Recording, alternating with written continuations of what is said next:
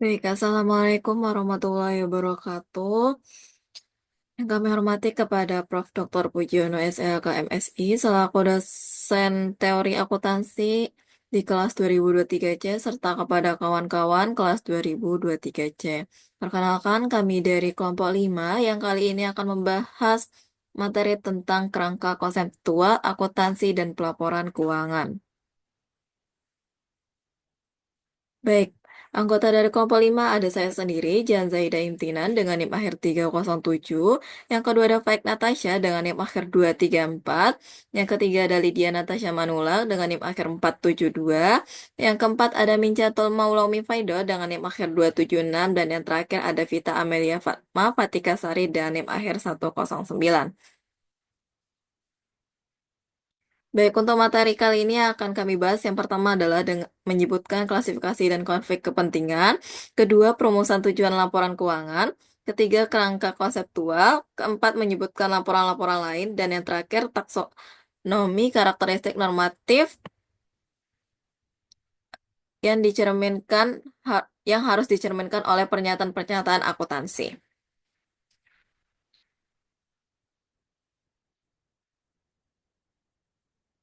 Baik, pembahasan yang pertama kali ini tentang klasifikasi dan konflik kepentingan. Tujuan akuntansi ini dipengaruhi oleh konflik kepentingan di pasari informasi yang melibatkan tiga kelompok utama, yaitu perusahaan, pengguna, dan profesi akuntansi, ya di mana perusahaan ini bertindak sebagai penyedia informasi akuntansi berdasarkan aktivitas operasional dan keuangannya. Sedangkan pengguna seperti pemegang saham, kreditor, ataupun pemerintah memerlukan sebuah informasi akuntansi dalam pengambilan keputusan ekonomi.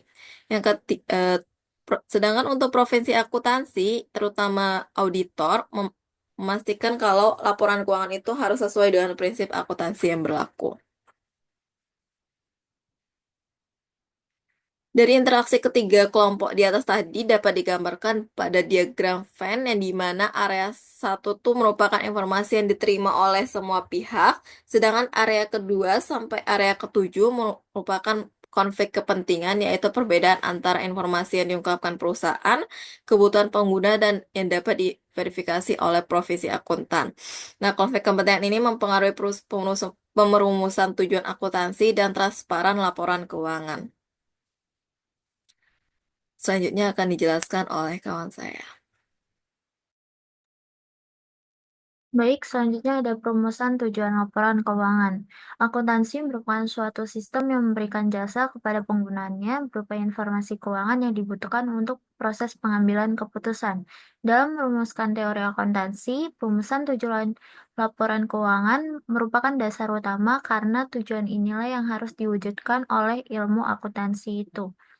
Profesi akuntansi, khususnya di Amerika, telah banyak melakukan berbagai upaya untuk membahas dan merumuskan standar, prinsip akuntansi, dan tujuan laporan ini. Untuk menyusun konsep yang menjelaskan tujuan laporan keuangan, pada bulan April 1971, Presiden AICPA saat itu Marshall S. Armstrong telah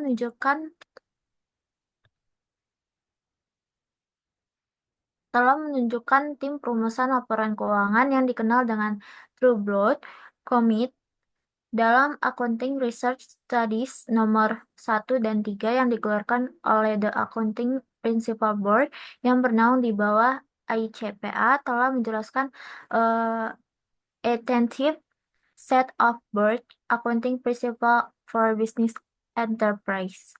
Next slide.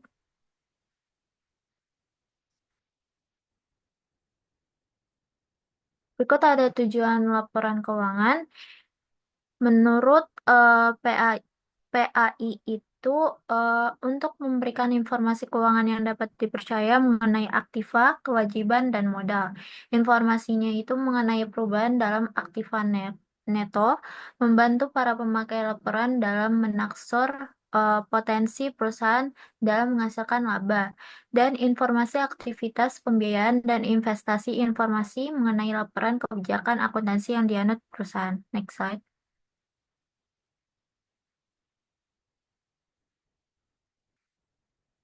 Lalu menurut standar akuntansi keuangan, Satu, yaitu tujuan laporan keuangannya adalah menyediakan informasi yang menyangkut posisi keuangan, kinerja, serta perubahan posisi keuangan suatu perusahaan.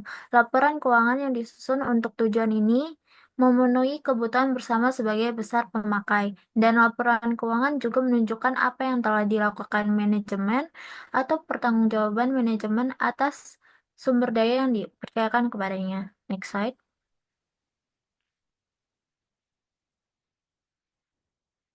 Menurut Statement of Basic Accounting Theory atau ASOBAT, yaitu membuat keputusan yang menyangkut penggunaan kekayaan yang terbatas dan untuk menetapkan tujuan, mengarahkan dan mengontrol secara efektif sumber daya manusia dan faktor produksi lainnya, memelihara dan melaporkan pengamanan terhadap kekayaan dan membantu fungsi dan pengawasan sosial. Next slide.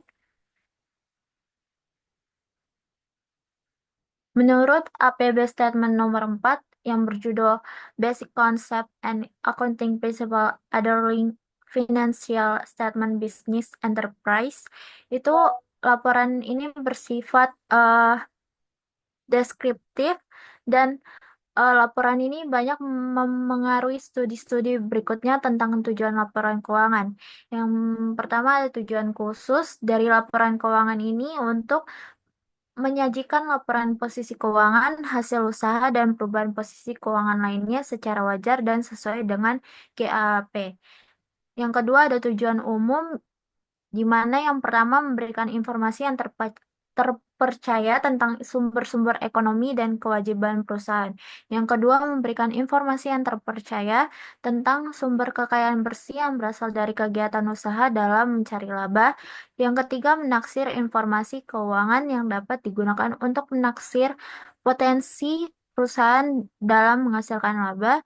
Yang keempat, memberikan informasi yang diperlukan lainnya tentang perubahan harta dan kewajiban. Dan yang kelima ada mengungkapkan informasi relevan lainnya yang dibutuhkan para pemakai laporan keuangan. Next slide. Menurut laporan True Blood Commit, untuk menyusun konsep yang menjelaskan tentang tujuan laporan keuangan, pada saat Marshall S. Armstrong pada tahun 1971, di mana dia membentuk tim perumus tujuan laporan keuangan yang dikenai dengan nama True Blood Commit, di mana mereka itu berhasil merumuskan tujuan laporan keuangan yang dimuat dalam sebuah laporan yang berjudul Objective of Financial Statement. Dalam laporan ini dirumuskan bahwa tujuan laporan keuangan itu memberikan informasi yang berguna bagi pengambilan keputusan ekonomi, melayani pemakai umum yang memiliki wewenang, kemampuan, atau sumber daya yang terbatas untuk memperoleh informasi, dan pihak-pihak yang mengandalkan laporan keuangan sebagai sumber informasinya mengenai eh, aktivitas ekonomi perusahaan, memberikan informasi yang berguna bagi investor dan kreditur untuk pemakai yang memprediksi, membandingkan, dan mengevaluasi potensi arus kas berdasarkan jumlah waktu dan ketidakpastian lainnya, dan memberikan informasi yang berguna untuk menilai kemampuan manajemen dalam memanfaatkan sumber daya perusahaan secara efektif dan mencapai tujuan utama perusahaan. Next slide.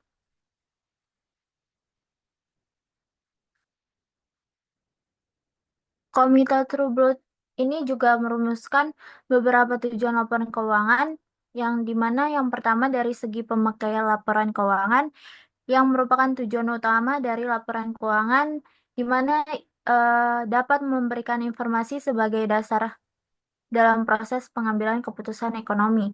Yang kedua, dari segi pemakai umum, tujuan laporan keuangannya itu melayani pemakai umum yang memiliki wewenang, kemampuan, atau sumber kekayaan yang terbatas untuk mendapatkan informasi yang meyakini laporan keuangan sebagai sumber informasi utama mengenai aktivitas perusahaannya.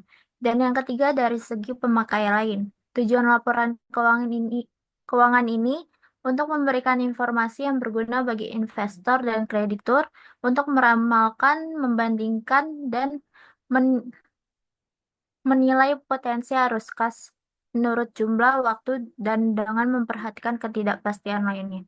Next slide. Selanjutnya ada aspek-aspek rumusan tujuan pelaporan keuangan, yaitu ada 3. Yang pertama ada informasi yang berguna untuk keputusan kredit dan investasi. Yang kedua, informasi yang berguna untuk menilai prospek arus kas. Dan yang terakhir ada informasi tentang alokasi sumber daya ekonomi, klaim, dan perubahannya. Selanjutnya akan dijelaskan oleh rekan saya. Baik, selanjutnya kerangka konseptual. Definisi sendiri yaitu kerangka konseptual akuntansi keuangan internasional adalah struktur teori akuntansi yang menjelaskan prinsip dasar laporan keuangan. Kerangka ini menjadi pedoman dalam pengembangan standar akuntansi keuangan internasional. Next. Tujuan kerangka konseptual sendiri yaitu ada 5. Yang pertama, memastikan konsistensi konseptual standar akuntansi keuangan internasional. Yang kedua, memastikan transaksi serupa diperlakukan dengan cara yang sama. Yang ketiga, memberi informasi yang berguna bagi investor, pinjaman, dan kreditor. Yang keempat, membantu perusahaan mengembangkan kebijakan akuntansi. Dan tujuan yang kelima yaitu membantu pemangku kepentingan memahami dan menafsirkan standar akuntansi keuangan internasional. Next. Kerangka konseptual memiliki level atau tingkatan, yaitu yang pertama level 1 menjelaskan tujuan pelaporan keuangan yang mencakup lebih dari sekedar laporan keuangan. Level 2 mengatur karakteristik kualitatif serta elemen laporan keuangan. Terus level yang ketiga yaitu mengatur prinsip dan aturan pengukuran laporan keuangan yang terdiri dari asumsi dasar, prinsip akuntansi, dan kendala. Selanjutnya akan dilanjutkan oleh rekan saya.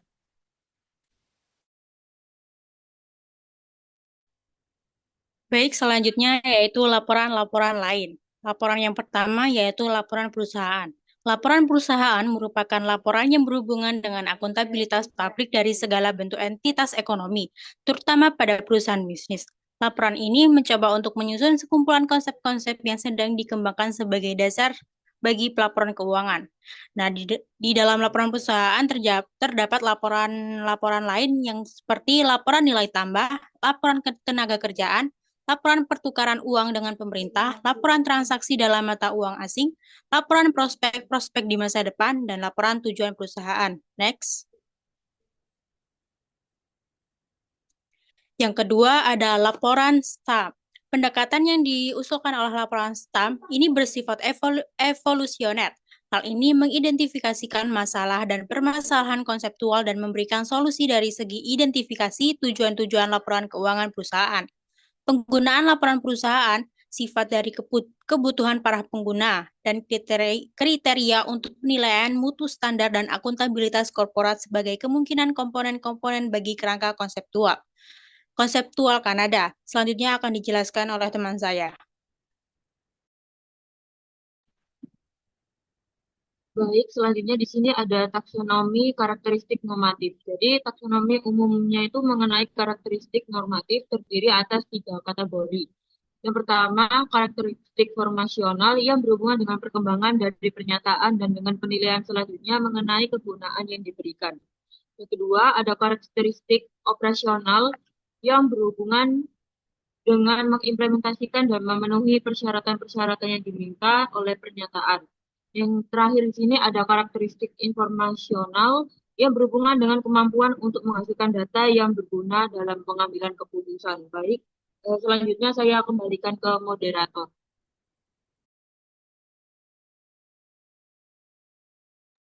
Baik, itu saja. Baik, itu saja pembahasan kali ini dari kelompok 5. Kurang lebih mohon maaf apabila terdapat banyak kesalahan pengucapan kata. Sekian dari kelompok 5. Terima kasih. Wassalamualaikum warahmatullahi wabarakatuh.